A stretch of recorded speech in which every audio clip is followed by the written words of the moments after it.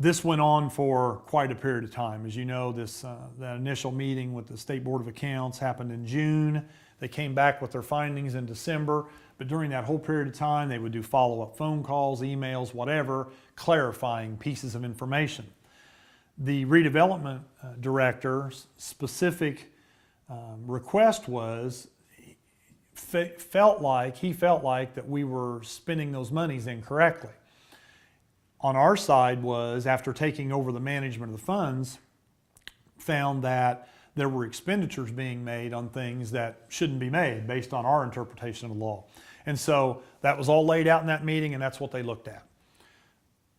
They clearly looked at everything. I continue to hear that they didn't do a very good job, or they weren't thorough enough, or they didn't look at the specific request. They absolutely looked at the specific request, or they wouldn't have collected the information from us that was related directly to that. It was clear and obvious that that's what they were looking into.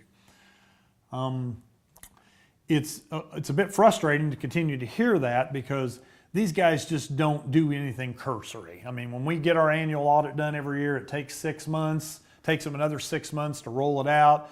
I mean, they find things like, you know, a late payment charge on one bill for the whole year, when, you know, we have tens of thousands of bills we pay. So that's the kind of detail that they do, and they did on this. There's no question in my mind because of the data they looked at. We continued ourselves to talk to a variety of people about, okay, are we still what we said in the beginning? Is that still true? Is there anything that's changed? Are we still doing things the way we're supposed to be? So we had a continuing dialogue with the State Board of Accounts, specifically with the DLGF also, knowing that at some point when this comes back on the findings, we want to be ready to go and do whatever comes back. I mean, that's the way this always works. Whatever they say is the way it is. So you have a chance for a short rebuttal, but at the end of the day, when they file their final report, that's all that matters. That's their interpretation, their attorney's interpretation of the law, and that's what gets implemented. And so it's been interesting to work through this, because really what it confirmed everything that I had put in the original email and everything we had been told by every state agency that we talked to. And so the findings really boiled down to three things. And once again, the redevelopment director saying that, you know, his complaint wasn't thoroughly looked at. Well, nothing shows up in the report about that, because they only put findings in here. Every State Board of Account audit tells you, they give you some comments, and I'll talk about that meeting in just a second, but they give you some verbal comments about things they may have observed that you might want to take a look at and start working on, but they're not findings, so you don't get dinged on those. They're just conversational things to begin, and probably what that means is when they come in and do the next audit, they'll look at that kind of activity. All very minor things in the comments.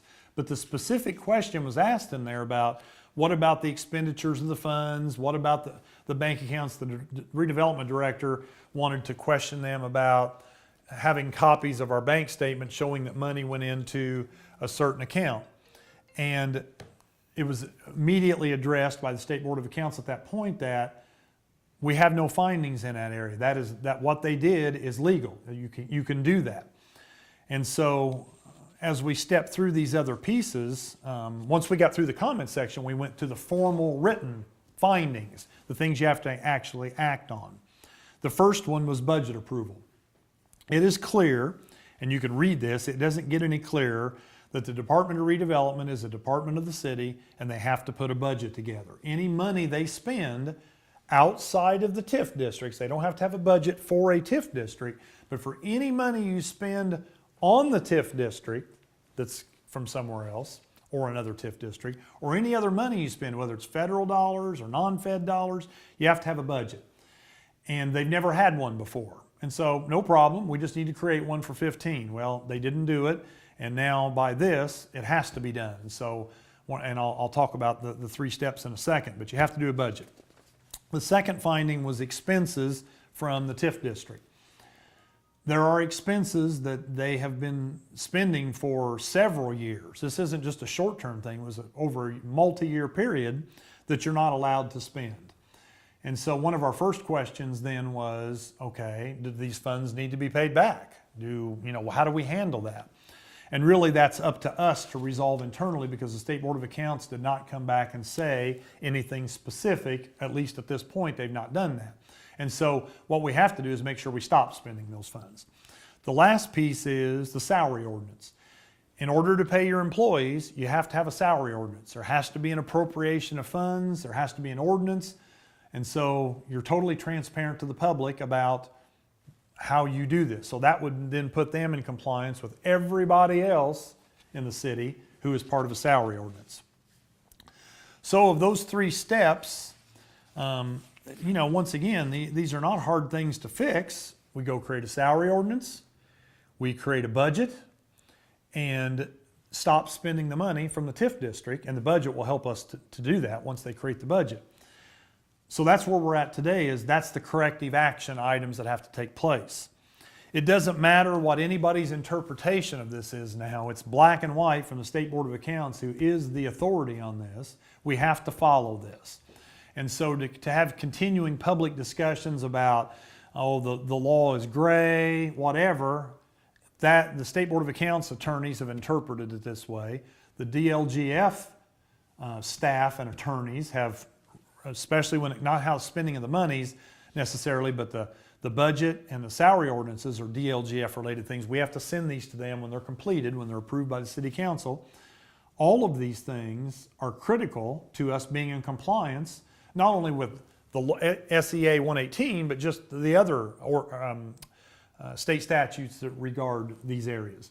So it's not that big of a deal. I would assume that everybody would want to be transparent and you would just go and do this stuff. It's really pretty easy to fix.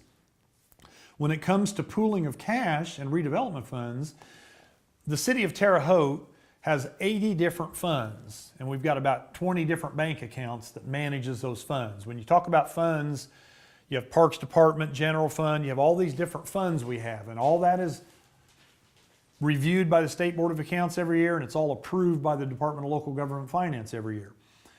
We have 20 bank accounts to manage the 80 funds. The Department of Redevelopment has about 20 bank accounts to manage 20 funds. We need to merge that activity into ours, and so you pool cash when you do that. Yes, there are a few of those accounts, like you can't pool federal money. That's why we have 80 funds and 20 bank accounts, because you got to keep federal money separate. You've got to keep the State Road 46 TIF district separate, because the bond says keep it in a separate bank account. But there's no other rules about any of the rest of it. And so all we're trying to do is simplify things, make it easier for the State Board of Accounts to come in and audit us at the end of the year, and easy for us to manage the funds. And so that's all we've done from the very beginning. And all of redevelopment's funds are available to them. They get a funds management report that tells them exactly what the expenditures were and what their balances are. And at any point in time that they process for a bond payment or to pay any other kind of a bill, they do it just like every other department, where they need to submit that. That's how the change, it needs to be implemented. So they will be no different than anybody else. We've just got to get over that hump to get all the final conversion. We had to wait till this came out, but now we're ready to move on this next step.